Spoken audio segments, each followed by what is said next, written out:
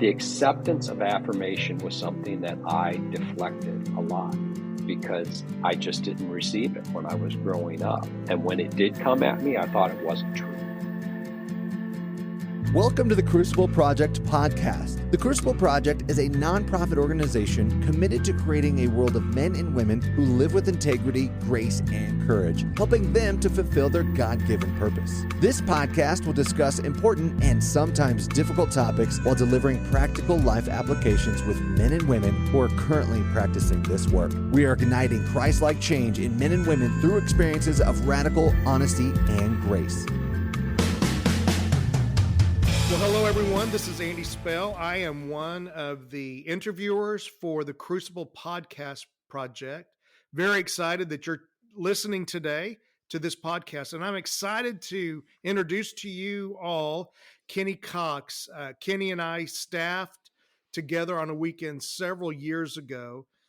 And I've been really excited to bring his story to Crucible and to those of you listening, because I think he's got something to say to all of us. And I pray that it will move you as much as it moved me to see the work that he has done in his life. So I'm excited to welcome you here today, Kenny.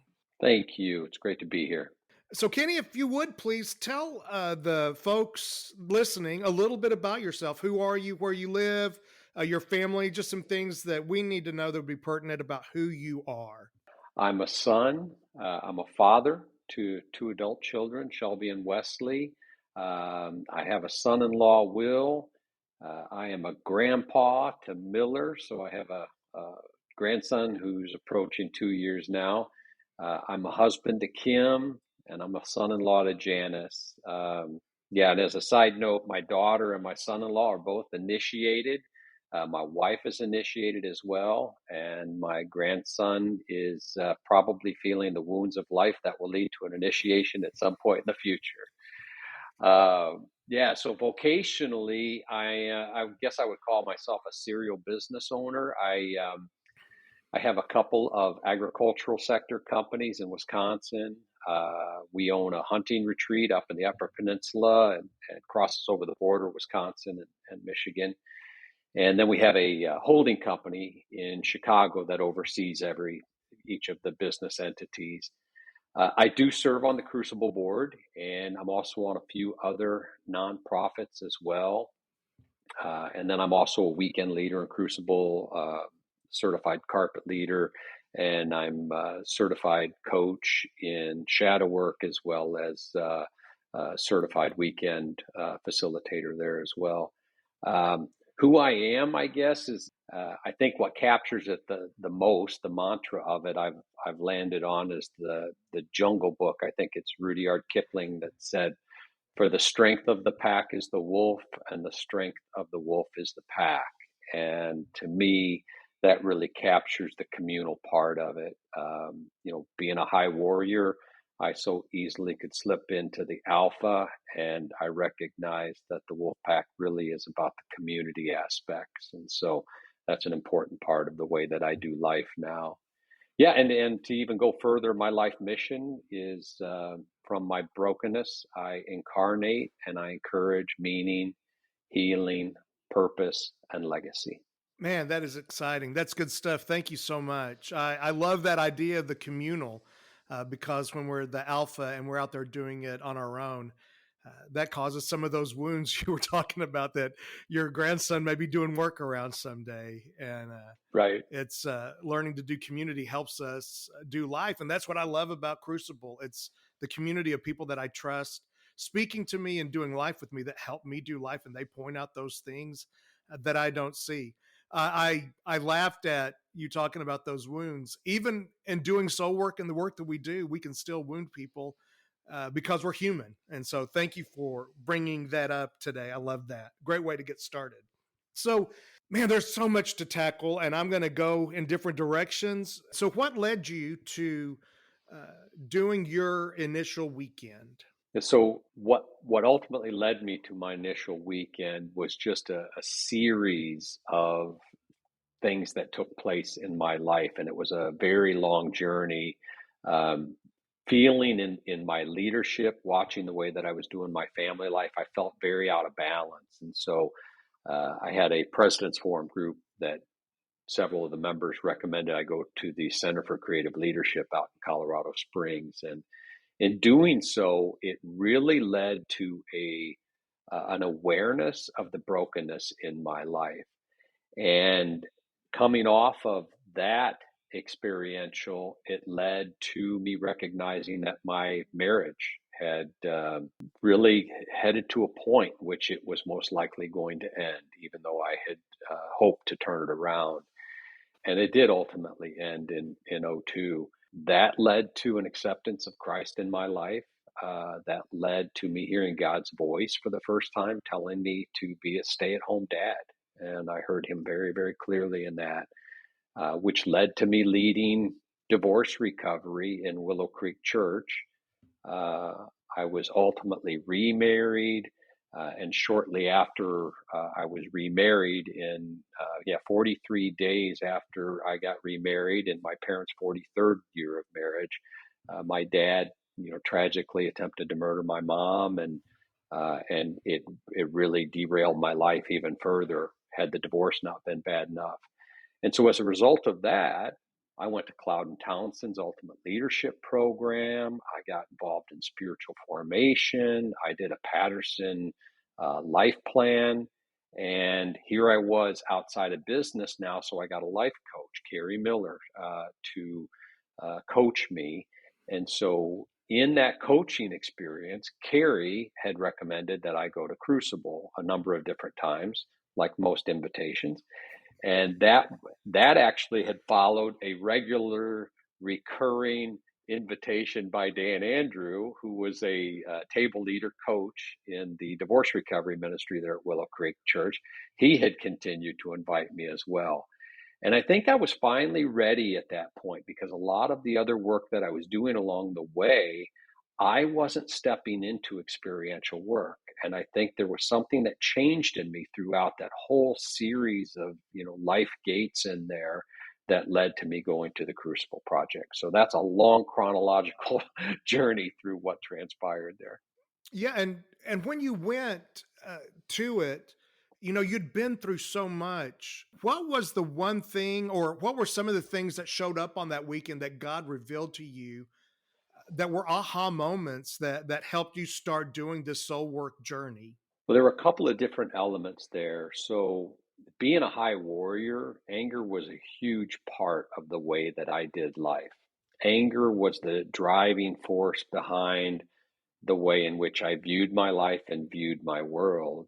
And it really, it was this false motivation to get things done by being a driving force. And, as they say, if the only tool you have in your toolbox is a hammer, everything looks like a nail. And that's the way I was doing life.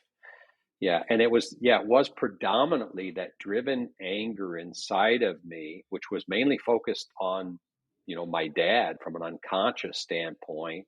That anger towards him and my childhood was really, like I said, it was a driving force. And so, and just for a little background, my dad is has this dark sage to him, who I believe was a sociopath, and he created a family dynamic in our lives that formed codependency, and there was never ever a permission to express emotion or desire or longing in the family.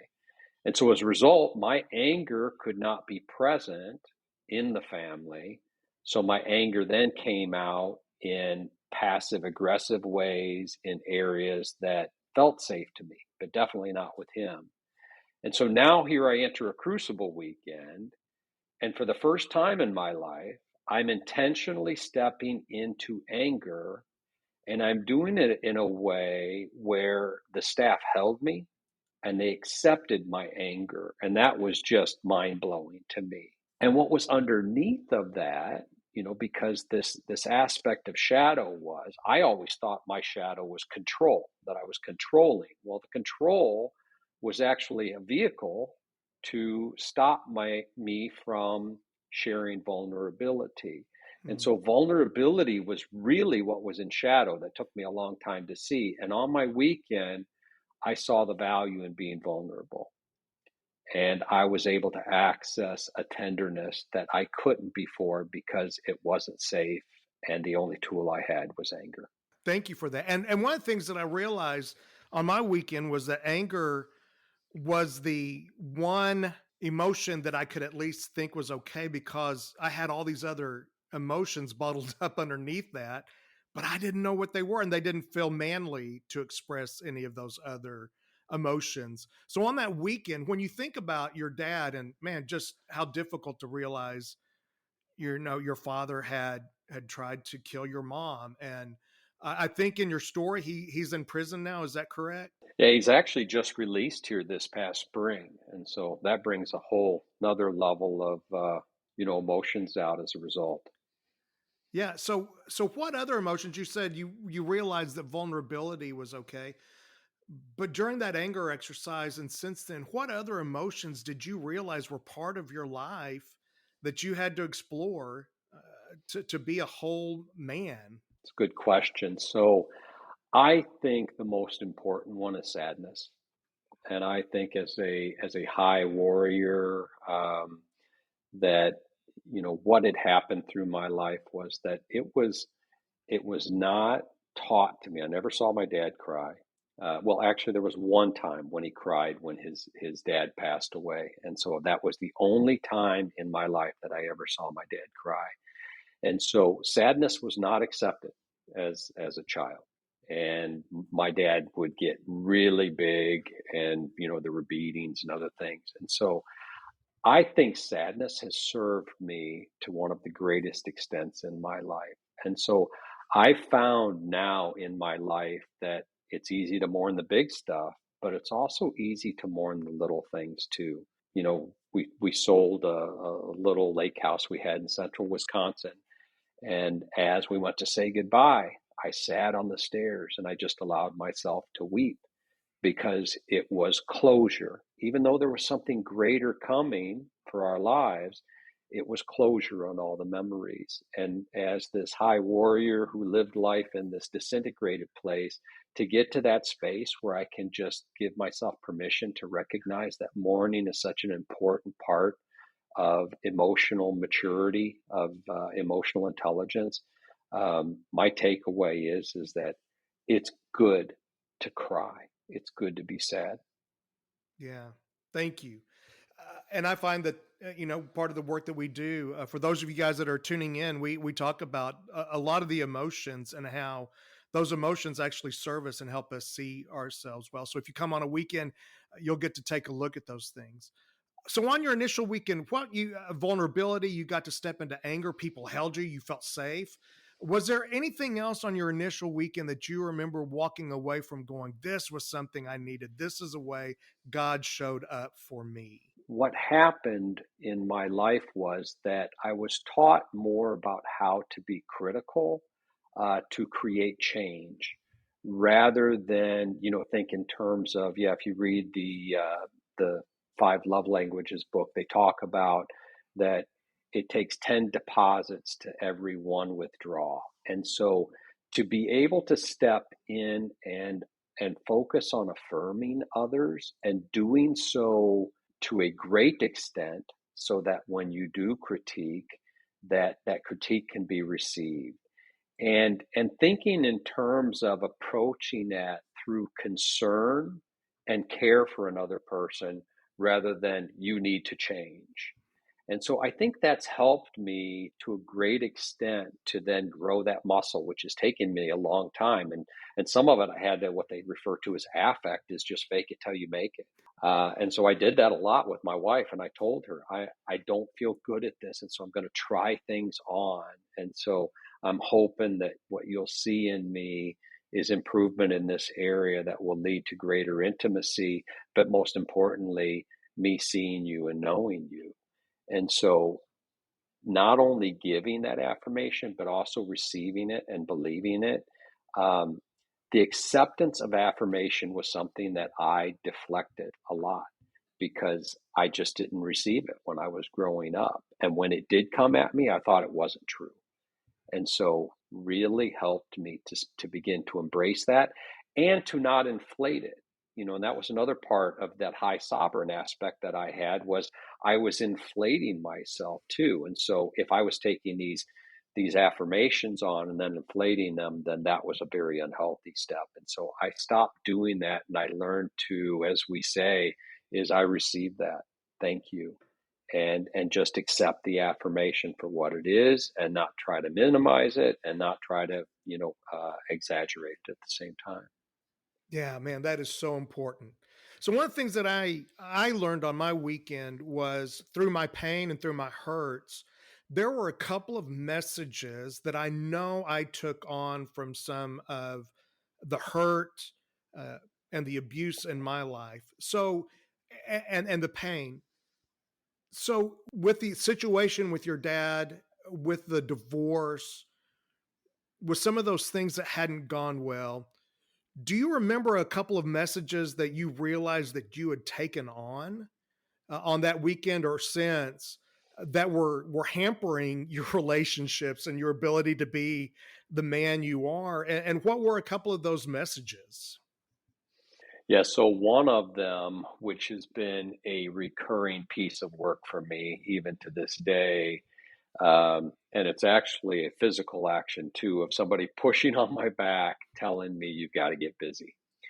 And so I always heard this message from my dad of, you got to get moving, or you got to get busy. And so I think that's a big part, when we unpack the quadrants and we look at the loop between the sovereign and the warrior, which that's my high, they call that the quest loop. And in the genetic research that they've done, they found that people have this propensity towards what they call novelty seeking. Well, it's a direct correlation to that whole quest loop. And so I didn't realize, I thought a lot of this was from wounding, but they've actually found some of this in our DNA. And so I have been a quester, a novelty seeker. Part of that, I'm guessing, was in the DNA or passed along through trauma. But part of it was hearing those constant messages that I always had responsibilities and I've got to get busy. And so those have really plagued me through my life and led to a lot of false purpose being lived out rather than being intentional and strategic with what I do with my time. Secondarily, the other one was because as a coping mechanism, I went numb so much of the time and blocked out my feelings. You don't know how to feel, or there's something wrong with you as a result. And I specifically heard my dad say to me, there's something wrong with you. You don't react. And so those messages had really played a big role in my life.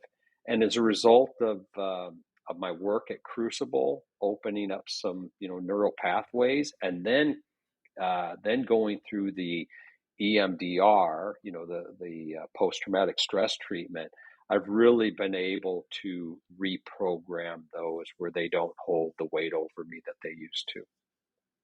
Man, that's excellent. So since your weekend, what are some of the things that you learned or you've been doing that have helped you in your life since? How has the Crucible Weekend and Crucible work, soul work, helped you navigate life? Yeah, it has been interesting because I have found myself being more of a coach, which I never believed that I would have been. And that's, I believe, a result of, my anger now. I recognize, and, we talk about it on our weekends, is that these parts of us that we hide, repress, and deny, that we place in shadow that led to my anger, were a protective mechanism for me. And now I can look at it as, okay, what's going on inside of me that I'm now angry? Because what it is it's a red flag for me that something is either unspoken, I don't have a boundary in place, and I don't need to be angry. I can maybe be angry about the circumstances, but there's most likely something missing that I can put in place. and deal with that anger. And so that's been extremely helpful to me, is to see how the shadow part serves me in the present state. So I've taken that away from me, or from the Crucible. There are a number of other things that have been extremely meaningful from a standpoint of, when I get into coaching, and some of this has come later through leadership development side in Crucible, but is to have conversations with people in which I unpack, what's going on for them, what's working in their life, what's not working in their lives. And now I start to use that as leadership, because the more that people that I'm able to sit and incarnate with someone the way that we do in Crucible, I find that people really feel safe and begin to reveal some of the things that, from their own critical mindset, they reveal them to me rather than me doing it. And so now I've been able to walk alongside of people in a more affirming coaching role. But it's taken a lot of unpacking to get to this point. Yeah. And why is it so important as you do this? Why is it important for someone to get to reveal something about themselves than you having to point it out? What's the beauty in that? Yeah. Well, I think a lot of it goes back to, my life mission that I've developed, over time from the 2-year program, which is, if I'm living in this place of incarnating into someone's story, being an attentive listener, bringing empathy to them, then I'm helping them on their journey of encouraging them to then find healing in their lives. And I think this is the area that I made reference to earlier about false purpose, is that what I've recognized, and I started to do a bit of this research work back when I was doing the divorce recovery, is that so many of us, who, especially I think, who are questers, when we just jump into things in a willy-nilly fashion and we think, okay, this is going to provide purpose in my life, if we've done that without accepting the meaning part of our lives, and that meaning is your life story. And so how have you unpacked your life story, all the different life gates and the woundings that have taken place, and then begun to heal those and embrace the story rather than denying it? Embrace that. It becomes the foundation of meaning in your life. And when you get that part right, then you can start to set out on purpose and take into consideration the meaning piece. Because how many people step into purpose in their lives and all of a sudden it implodes on them and they wonder why? Well, it probably wasn't aligning with the foundation of meaning. It wasn't aligning with their life story, with their wiring, with their leadership, with their spiritual gifts, all of those elements. And if you get that foundation element right, you can start to step into purpose, and then ultimately begin to leave a legacy in which you're not passing along a family curse, but a blessing to those that you will never know. And so Crucible has been the catalyst of everything that I've done to get me to this point where I start to view this whole series of life-changing elements, starting with healing the wounds from the past. And so that's why it's all important to me. Yeah. And so somebody's listening to this and they're saying, but I haven't been through a divorce, Kenny. I didn't have a dad who tried to murder his mom. I don't know. I don't think I have wounds, or nothing really, really bad has happened. When you're coaching someone, how do you help them realize that we've all been wounded in some way, that it doesn't have to be catastrophic, that those wounds do hamper us from moving forward? How do you help people realize their wounds, or help them see maybe that pain?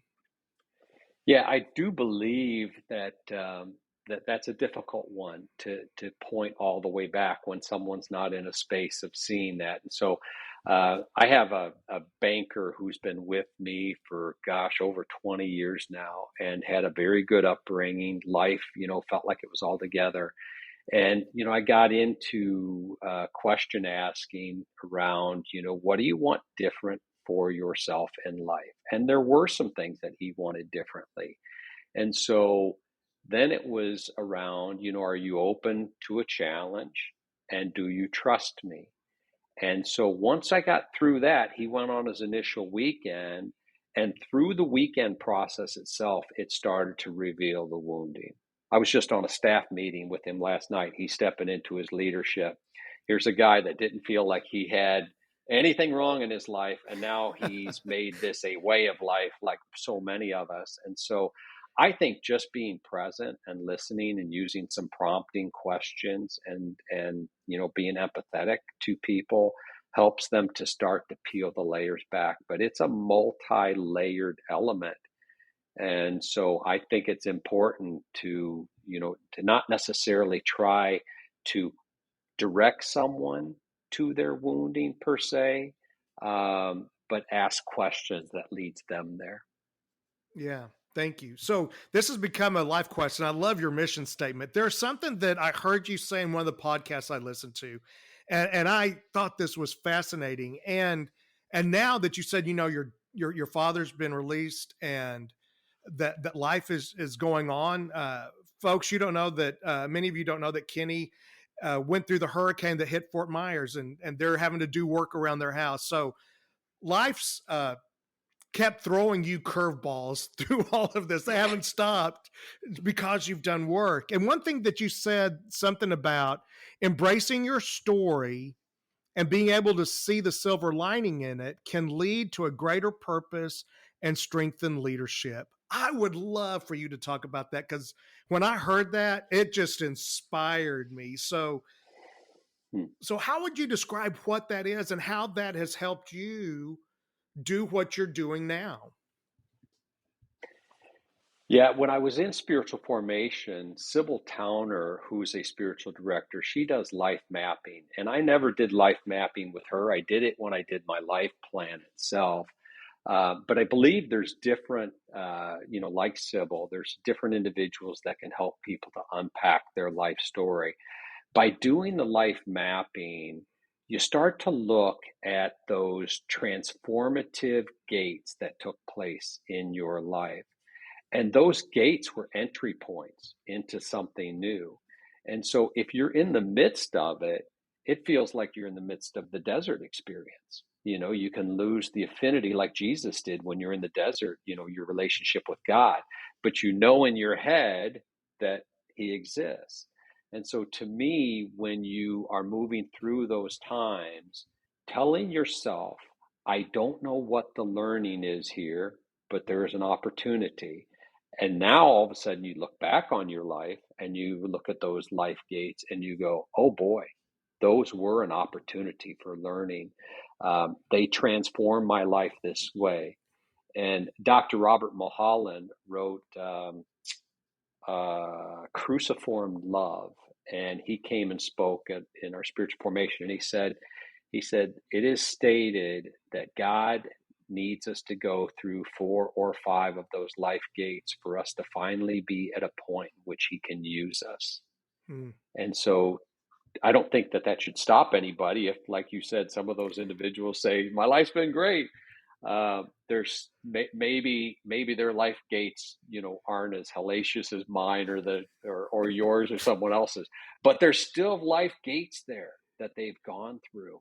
And embracing the learnings in those life gates so that it gives you an entire picture of the past, because we don't want to live in the past, but the past has value, and we want to write the book, and we want to put the book on the shelf so that we can pull it off and access it every now and then, because it's the framework for how we approach the future and move forward. And when you use that as the basis of meaning in your life, then you're going to be more likely to step into a purpose that's not going to implode upon you. And I'll give you a little, for instance, this is an example of how this works. So the life plan itself, the Patterson life plan, you walk away from a strategic planning session in your life and you have what's called a life perspective filter. And so it takes a number of factors into account. So from your story to your leadership wiring, your values, the way you do leadership, all these elements. And then you can take an endeavor, a ministry, something else, and run it through there and give it a red light, yellow light, or green light. And I walked away from my Crucible Weekend and I started looking at Crucible through my life filter, and it all came out green in every area. And I thought, oh my gosh, this will be sustainable for me. And so all of the meaning in my life created by the life story made it align. And I have never looked back since, because I'm doing the work that I was intended to do based upon my life story and all of those other elements. So somebody's listening to this, someone out there, and they may be asking the question that I would ask. A silver lining that has helped you in leadership. So let's just take the trauma of walking through your father's situation. How in the world did you find at least a silver lining or something good in that you believe has made you into the man you are today? Instead of saying, a lot of people would not want that out for everybody to know that's a situation in their life, that hide it, that never let anybody know this is a part of our story. But you're embracing in some way that happened. What is something that you learned that you see has taught you or made you or shaped you into the man you are today that is helping you live on mission? I don't know that I could empathize with others that have had significant woundings in their lives and be present to them had I not gone through what I did. And so not having a father who affirmed me, not having a father who encouraged me, not having a father who helped me to set goals and vision for my life has just elevated everything that I longed for that I didn't know that I was missing. When we get into work, so many of the times men will say, I don't know how to do that. And yet when you can get them to look at giving everything that they've longed for, they've known all along exactly how to do it. Mm-hmm. And so I believe everything that I was missing has become the parts that motivates me and allows me to be present to others in such a way that I can then walk alongside, support, even offer guidance at times. And so I've embraced my life story as it is ultimately the foundation of all of the longings and all of the desires that I in turn, not only drive my own life, but then walk alongside of other people with too. Man, that is so good. Kenny, one of the things that I've realized is that when I'm sitting with someone, and I'm sure you've had this situation happen, you're sitting with someone and they say, you just don't understand. You just don't understand, or you wouldn't get it. Or, man, if I tell you this, I can't tell anyone this. And then they share it and you get to sit and say, I get it. I understand. Mm-hmm. Absolutely. There's something wrong with me because no, dude, you're human. So I have found that embracing those parts of my story have actually done the very same thing for me. Is I can sit with people who believe there's something incredibly wrong with them. And I can say, no, there's nothing wrong with you. You've just lived a hard life or a difficult life or whatever. And it brings, I think you're right, empathy, affection. And then all of a sudden they get to be vulnerable from our vulnerability. So, man, that's beautiful. Is there anything else you would like to share with anyone about how that has helped your leadership, embracing all of your story, which would be even the good, like even the celebration of what you've done well? How does embracing who we are completely help us in leadership? Yeah, in leadership, I believe by embracing all of the parts of ourselves, that it's going to help us when it comes to emotional intelligence, because we know ourselves and we accept all parts of ourselves. and I forget the specific scripture, but it's in the Message Bible and their interpretations. And it said, God made my life complete when I brought all the parts before him. Mm. And I thought, how apropos is that it aligns with our work, that we are compartmentalized. And so when we bring all those parts forward, he makes our life complete. We know ourselves. We have the greatest level of maturity. One of the things that you were asking about is that to know myself and the codependent nature in which I was brought up in, I recognized that there was a weight to me in relational interactions, transactions, when somebody would bring something hard to me. And I felt a weight. And from counseling, what I recognized was I would carry a weight of compassion for other individuals, and all of a sudden I would begin to carry their weight for them. And so I recognized then I have to turn my compassion to empathy, because the empathy means I hear you, I see you, I am sorry. If it's choices they made, I'm sorry for the choices you made that led you to this, but I'm not a part of those choices. I am separate from that. And so by embracing myself and knowing myself, I know where I end and someone else begins, and vice versa. Man, that is so good. Thank you. So there's another thing that you talked about that I'd love for us just to look at for a few minutes. This idea of what is gospel patronage, and what are you talking about? I know that's something that you've talked about, and I'd love for you to explain it, because I think it's such a great idea. And I actually, as I listened to it, I thought, man, this lines up with what I think Christ told us to be about uh, on earth. So describe what gospel patronage is, and why you are a part of that, and why you love that.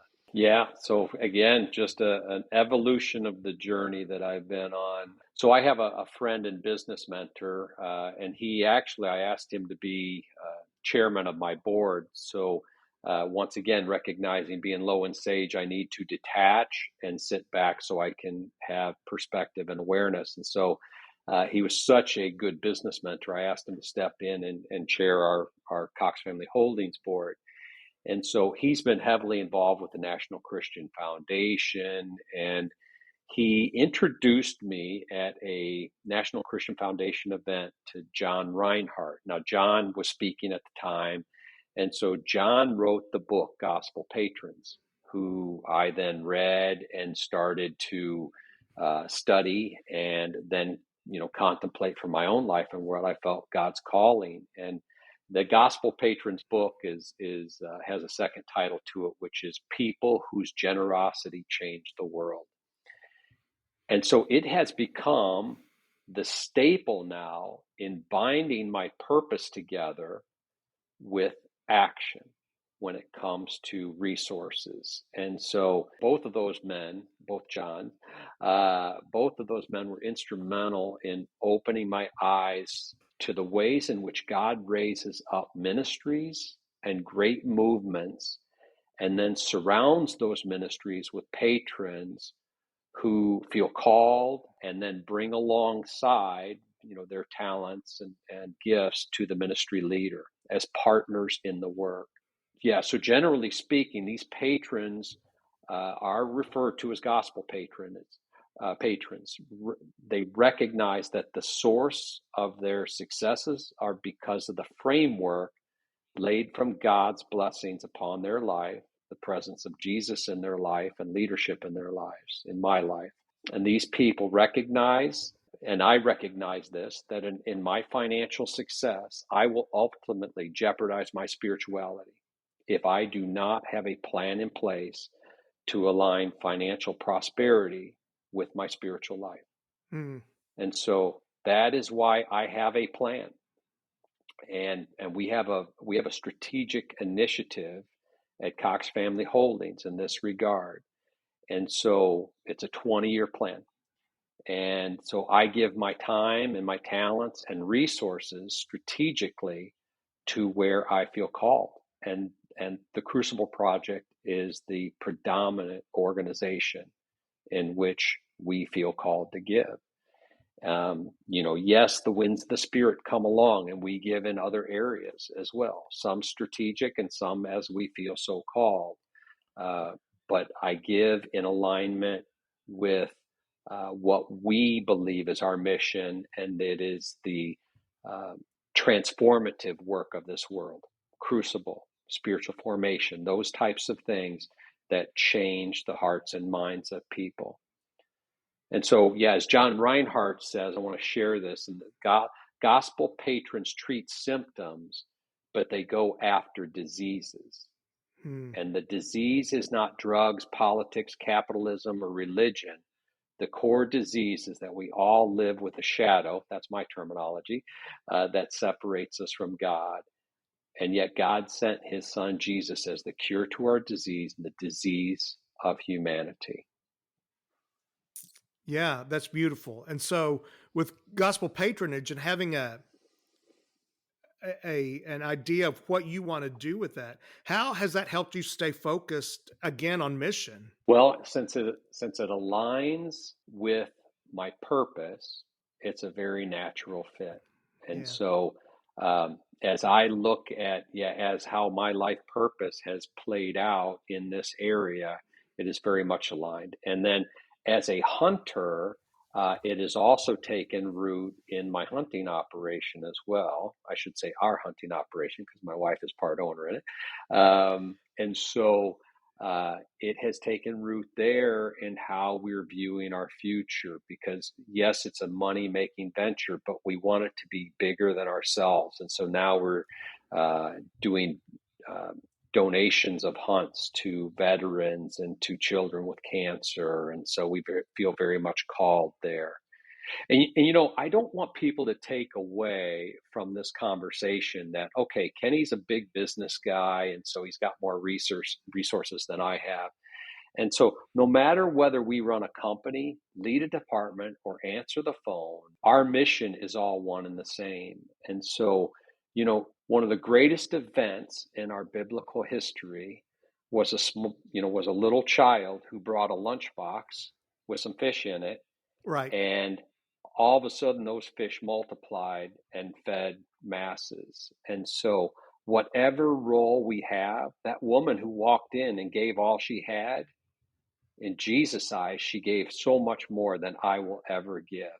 Right. And because I can give to a great extent, and I never really feel the effects of it. The person who gives out of their heart when they don't have that much to give are doing so much more than what we are. Absolutely. And what I love about this, I think you talked about time, talent, and treasure. Somebody out there listening to this may say, man, I don't have a lot of treasure, Kenny, but you've got your time and you've got your talent. And sometimes what I love about people that can donate the money, I've stepped in at times when I didn't get to give the money, but I've been able to use those resources because I've got the time and hopefully the talent, and I've used their resources to benefit other people. And so I think it takes all of us realizing that if we have a mission, we can be on that mission and make a difference. And one thing that I don't know if you would say this, but one thing that I was hearing in that is that when in our lives, I think those of us who have been given much are asked to do a lot. And sometimes it's hard to realize, man, I want to say no to this and I want to say yes to that. I think part of learning this mission life and you being on mission and me being on mission is I can see some things out there and say, those things are really good, but that's not part of my mission. That's not part of my talent. This is part of my mission. And I can be on this mission and feel good about the things I say yes to. And I can actually feel good about the things I say no to because I want to be on my mission. Yeah, absolutely. I agree with you, Andy. You remember I talked about the filter from the life plan. When I ran through Crucible through that and it was all green, I was actually coaching community care leaders at the church. What job wouldn't create as much meaning and purpose as that one? And so I ran that endeavor through the life filter, and it had some reds and it had some yellows. And if it's red, it's dead, they say. And so I do think people can get confused as they step into serving a purpose within the church. And you're spot on in regards to, if you don't have the resources, and you have a talent in there, remember Paul's scripture, or to put it another way, you are God's house. Using the gift God gave me as a good architect, I designed blueprints. Apollos is putting up the walls. Let each carpenter who comes on the job take care to build on the foundation. Remember, there's only one foundation, the one already laid, Jesus Christ. Right. Yeah, absolutely. Man, we've covered a lot of things. Kenny, is there anything else that's burning in you that you would just love to say to anybody that is listening to this today? Love yourself and all else will follow. Wow. Man, that is so good.